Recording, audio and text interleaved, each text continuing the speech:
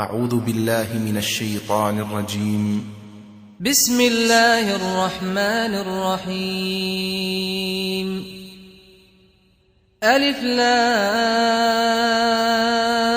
را، تلك آيات الكتاب الحكيم. أكان للناس عجبا أن أوحينا إلى رجل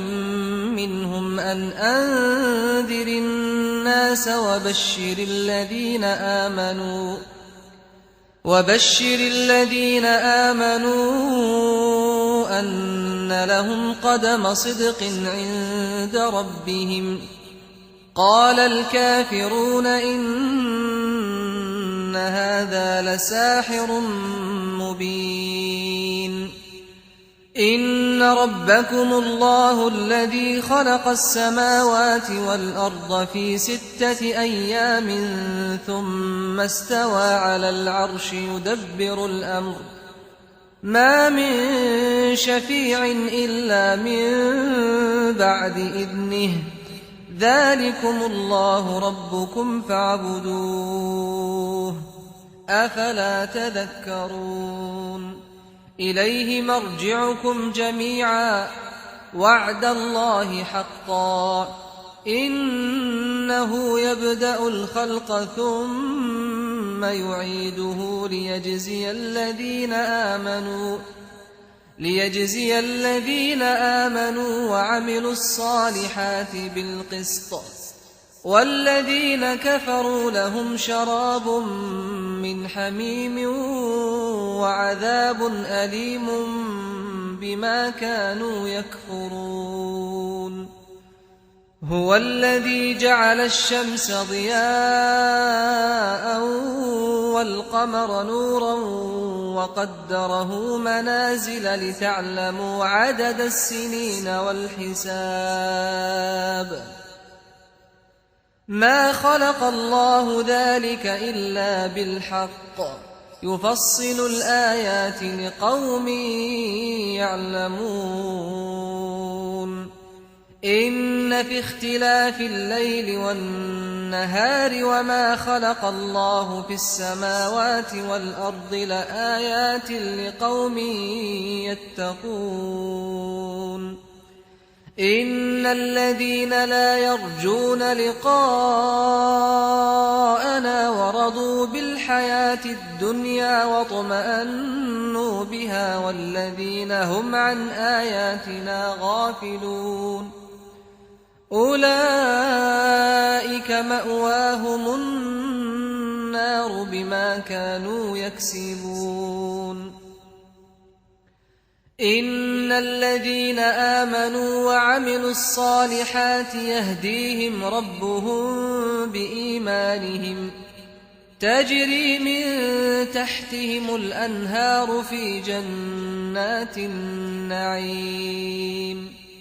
دعواهم فيها سبحانك اللهم وتحيتهم فيها سلام، وآخر دعواهم أن الحمد لله رب العالمين. ولو يعجل الله للناس الشر استعجالهم بالخير لقضي إليهم أجلهم، فنذر الذين لا يرجون لقاءنا في طغيانهم يعمهون. وإذا مس الإنسان الضر دعانا لجنبه أو قاعدا أو قائما، فلما كشفنا عنه ضره مر كأن لم يدعنا إلى ضر مسه، كذلك زين للمسرفين ما كانوا يعملون. ولقد أهلكنا القرون من قبلكم لما ظلموا وجاءتهم رسلهم بالبينات وما كانوا ليؤمنوا، كذلك نجزي القوم المجرمين. ثم جعلناكم خلائف في الأرض من بعدهم لننظر كيف تعملون وإذا تتلى عليهم آياتنا بينات قال الذين لا يرجون لقاء نأت بقرآن غير هذا أو بدله قل ما يكون لي أن أبدله من تلقاء نفسي إن أتبع إلا ما يوحى إلي إني أخاف إن عصيت ربي عذاب يوم عظيم قل لو شاء الله ما تلوته عليكم ولا أدراكم به فقد لبثت فيكم عمرا من قبله أفلا تعقلون فمن أظلم ممن افترى على الله كذبا أو كذب بآياته إنه لا يفلح المجرمون ويعبدون من دون الله ما لا يضرهم ولا ينفعهم ويقولون هؤلاء شفعاؤنا عند الله قل أتنبئون الله بما لا يعلم في السماوات ولا في الأرض سبحانه وتعالى عما يشركون وما كان الناس إلا أمة واحدة فاختلفوا ولولا كلمة سبقت من ربك لقضي بينهم فيما فيه يختلفون ويقولون لولا أنزل عليه آية من ربه فقل إنما الغيب لله فانتظروا إني معكم من المنتظرين وإذا أذقنا الناس رحمة من بعد ضراء مستهم إذا لهم مكر في آياتنا قل الله أسرع مكرا إن رسلنا يكتبون ما تمكرون هو الذي يسيركم في البر والبحر حتى إذا كنتم في الفلك وجرين بهم بريح طيبة وفرحوا بها جاءتها ريح عاصف وجاءهم الموج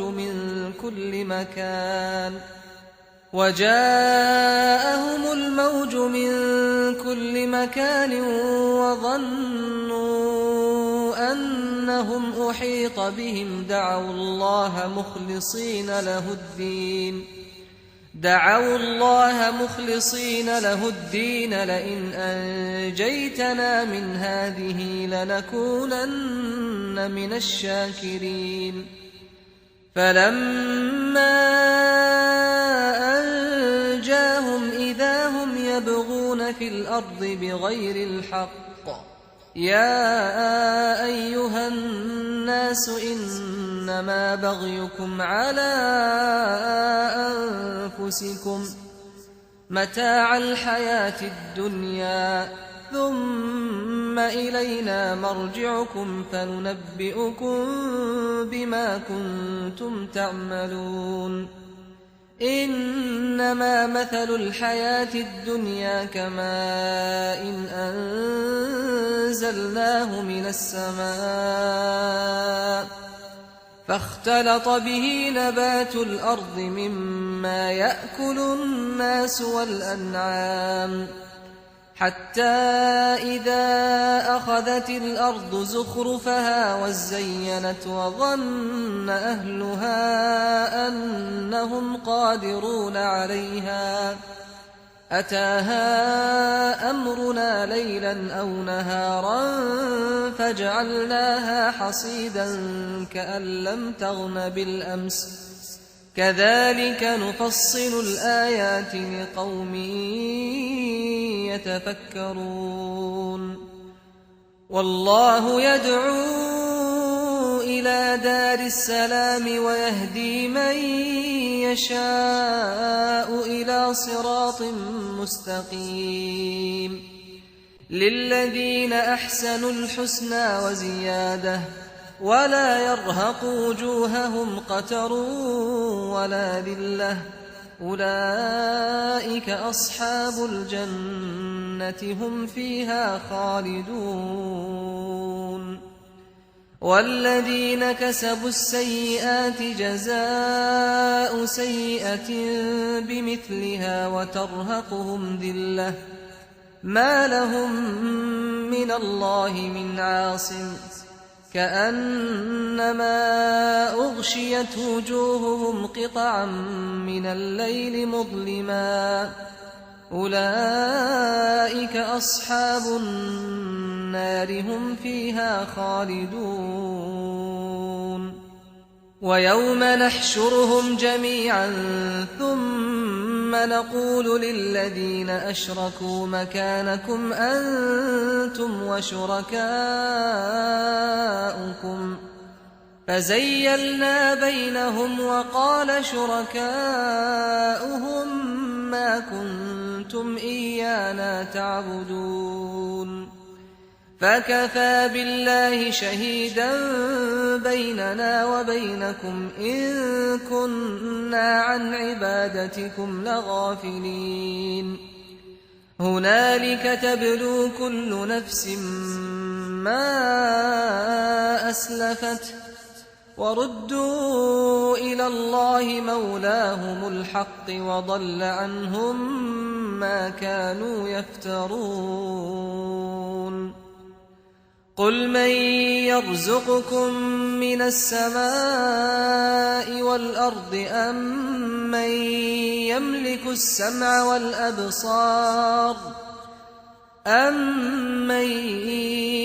السمع والأبصار ومن يخرج الحي من الميت ويخرج الميت من الحي ومن يدبر الأمر فسيقولون الله فقل أفلا تتقون فذلكم الله ربكم الحق فماذا بعد الحق إلا الضلال فأنى تصرفون كذلك حقت كلمة ربك على الذين فسقوا أنهم لا يؤمنون قل هل من شركائكم من يبدأ الخلق ثم يعيده قل الله يبدأ الخلق ثم يعيده فأنى تؤفكون قل هل من شركائكم من يهدي إلى الحق قل الله يهدي للحق أفمن يهدي إلى الحق أحق أن يتبع أمن لا يهدي إلا أن يهدى فما لكم كيف تحكمون وما يتبع أكثرهم إلا ظنا إن الظن لا يغني من الحق شيئا إن الله عليم بما يفعلون وما كان هذا القرآن أن يفترى من دون الله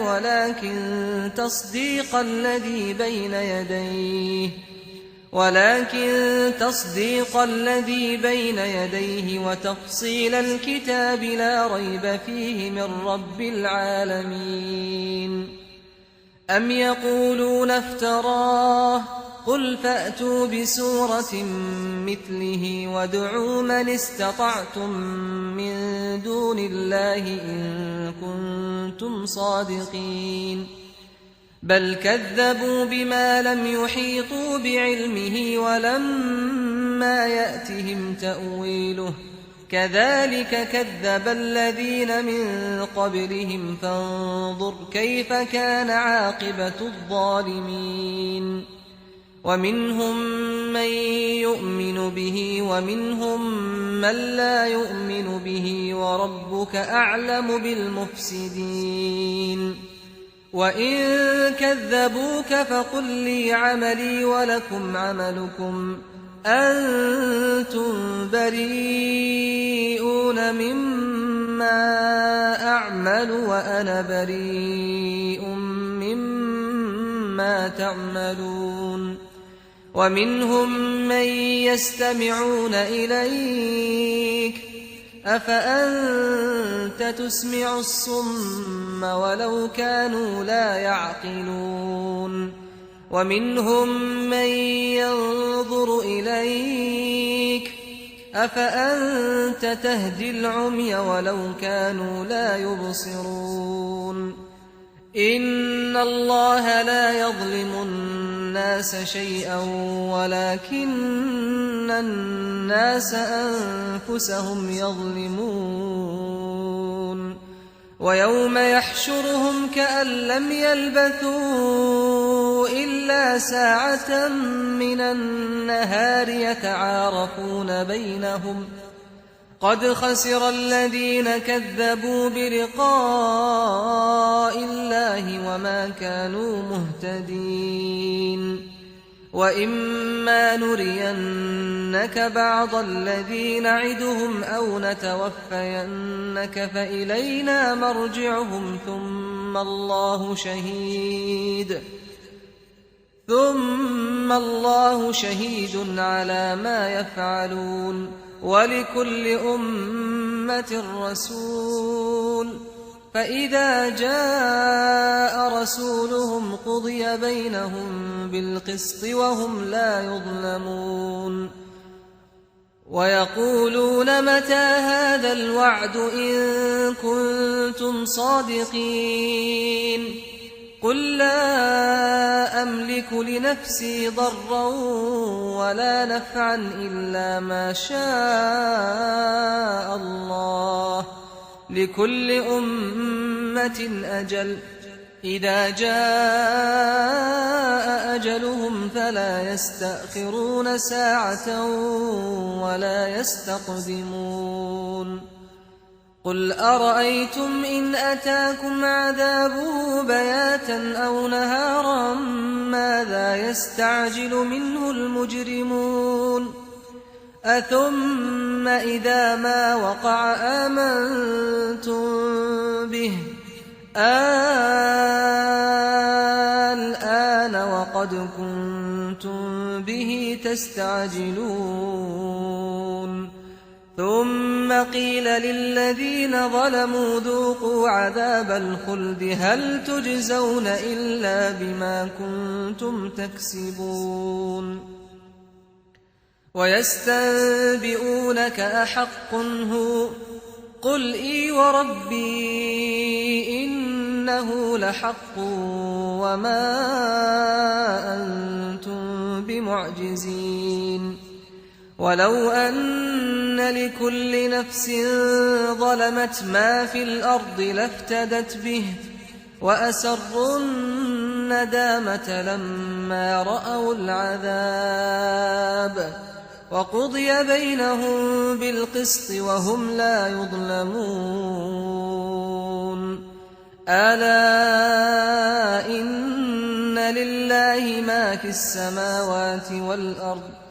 ألا إن وعد الله حق ولكن أكثرهم لا يعلمون هو يحيي ويميت وإليه ترجعون يا أيها الناس قد جاءتكم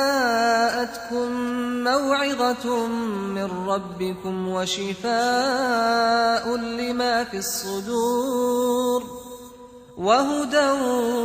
ورحمة للمؤمنين قل بفضل الله وبرحمته فبذلك فليفرحوا هو خير مما يجمعون قل أرأيتم ما أنزل الله لكم من رزق فجعلتم منه حراما وحلالا قل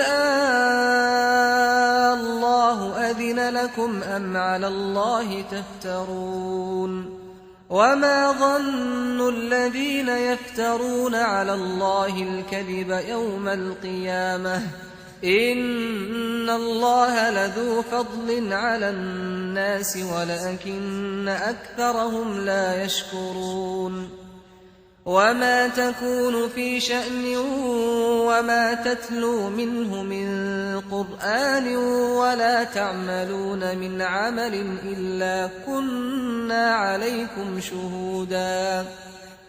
ولا تعملون من عمل إلا كنا عليكم شهودا إذ تفيضون فيه وما يعزب عن ربك من مثقال ذرة في الأرض ولا في السماء ولا أصغر من ذلك ولا أكبر إلا في كتاب مبين ألا إن أولياء الله لا خوف عليهم ولا هم يحزنون الذين آمنوا وكانوا يتقون لهم البشرى في الحياة الدنيا وفي الآخرة لا تبديل لكلمات الله ذلك هو الفوز العظيم ولا يحزنك قولهم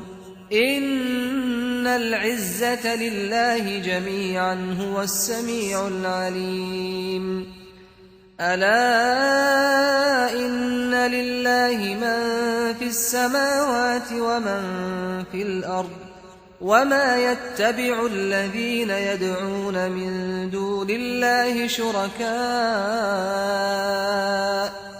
إن يتبعون إلا الظن وإن هم إلا يخرصون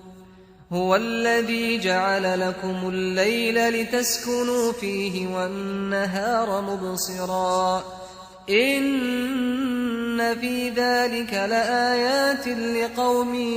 يسمعون قالوا اتخذ الله ولدا سبحانه هو الغني له ما في السماوات وما في الأرض إن عندكم من سلطان بهذا أتقولون على الله ما لا تعلمون قل إن الذين يفترون على الله الكذب لا يفلحون متاع في الدنيا ثم إلينا مرجعهم ثم نذيقهم العذاب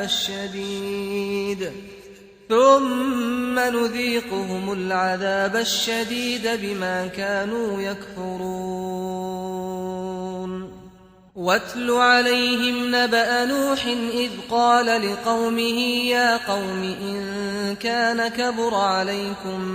مقامي وتذكيري بآيات الله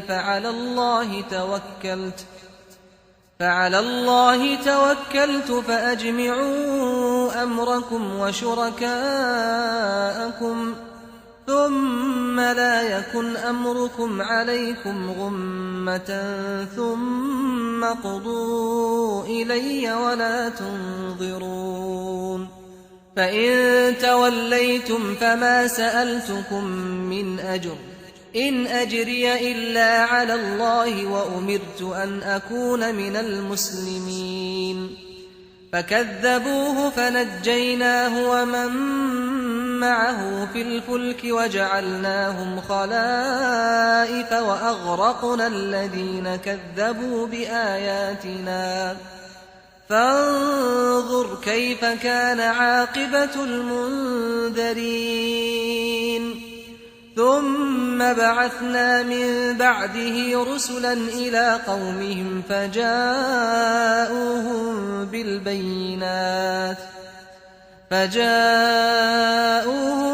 بالبينات فما كانوا ليؤمنوا بما كذبوا به من قبل كذلك نطبع على قلوب المعتدين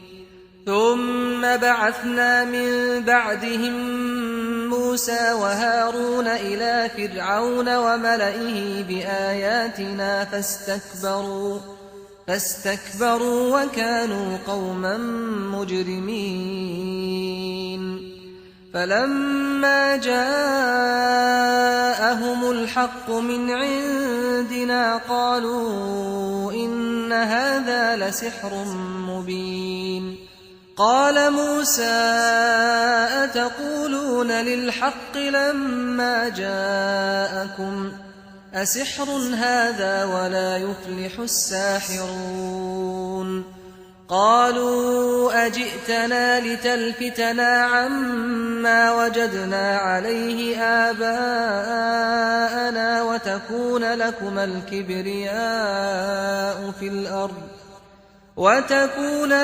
الكبرياء في الأرض وما نحن لكما بمؤمنين وقال فرعون ائتوني بكل ساحر عليم فلما جاء السحرة قال لهم موسى ألقوا ما أنتم ملقون فلما ألقوا قال موسى ما جئتم به السحر إن الله سيبطله إن الله لا يصلح عمل المفسدين ويحق الله الحق بكلماته ولو كره المجرمون فما آمن لموسى إلا ذرية من قومه على خوف من فرعون وملئهم أن يفتنهم وإن فرعون لعال في الأرض وإنه لمن المسرفين وقال موسى يا قوم إن كنتم آمنتم بالله فعليه توكلوا إن كنتم مسلمين فقالوا على الله توكلنا ربنا لا تجعلنا فتنة للقوم الظالمين ونجنا برحمتك من القوم الكافرين وأوحينا إلى موسى وأخيه أن تبوأ لقومكما بمصر بيوتا واجعلوا بيوتكم قبلة وأقيموا الصلاة وبشر المؤمنين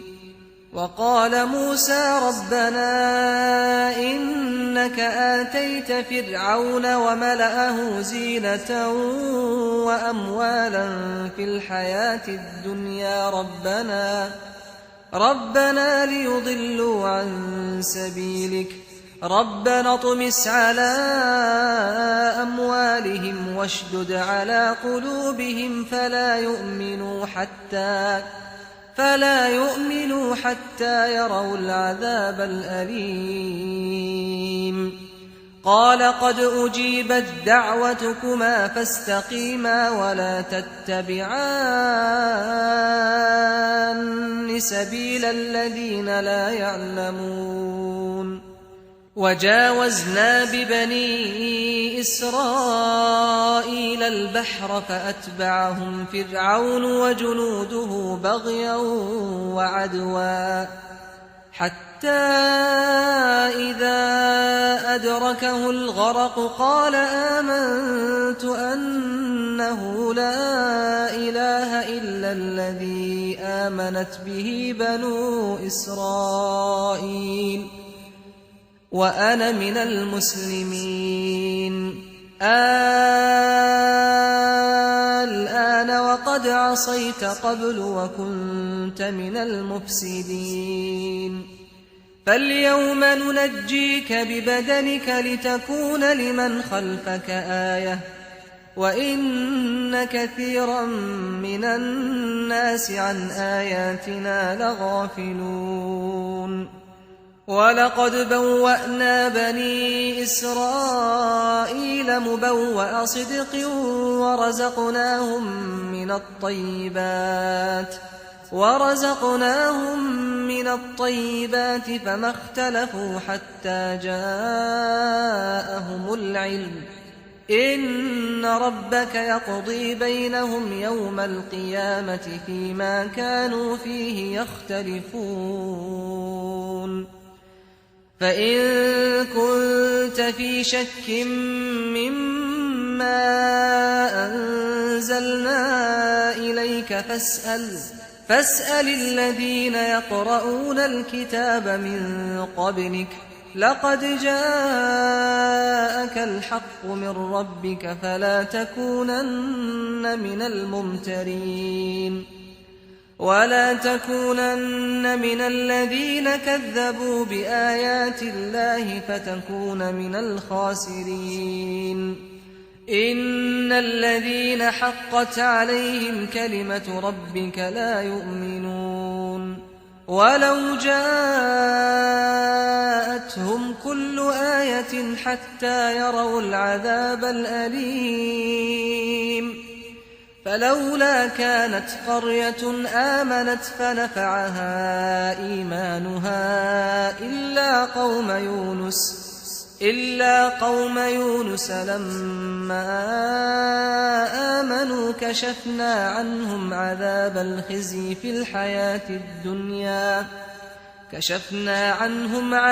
الخزي في الحياة الدنيا ومتعناهم إلى حين ولو شاء ربك لآمن من في الأرض كلهم جميعا أفأنت تكره الناس حتى يكونوا مؤمنين وما كان لنفس أن تؤمن إلا بإذن الله ويجعل الرجس على الذين لا يعقلون قل انظروا ماذا في السماوات والأرض وما تغني الآيات والنذر عن قوم لا يؤمنون فهل ينتظرون إلا مثل أيام الذين خلوا من قبلهم قل فانتظروا إني معكم من المنتظرين ثم ننجي رسلنا والذين آمنوا كذلك حقا علينا ننجي المؤمنين قل يا أيها الناس إن كنتم في شك من ديني فلا أعبد الذين تعبدون من دون الله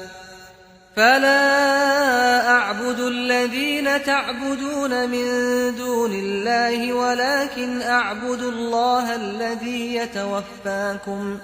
وأمرت أن أكون من المؤمنين وأن أقم وجهك للدين حنيفا ولا تكونن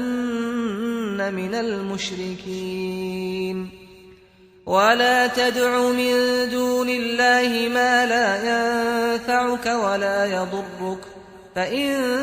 فعلت فإنك إذا من الظالمين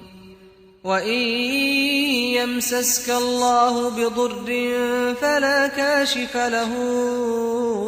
إلا هو وإن يردك بخير فلا راد لفضله يصيب به من يشاء من عباده وهو الغفور الرحيم قل يا أيها الناس الناس قد جاءكم الحق من ربكم فمن اهتدى فإنما يهتدي لنفسه ومن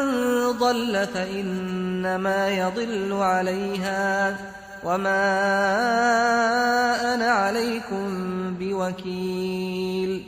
واتبع ما يوحى إليك واصبر حتى يحكم الله وهو خير الحاكمين.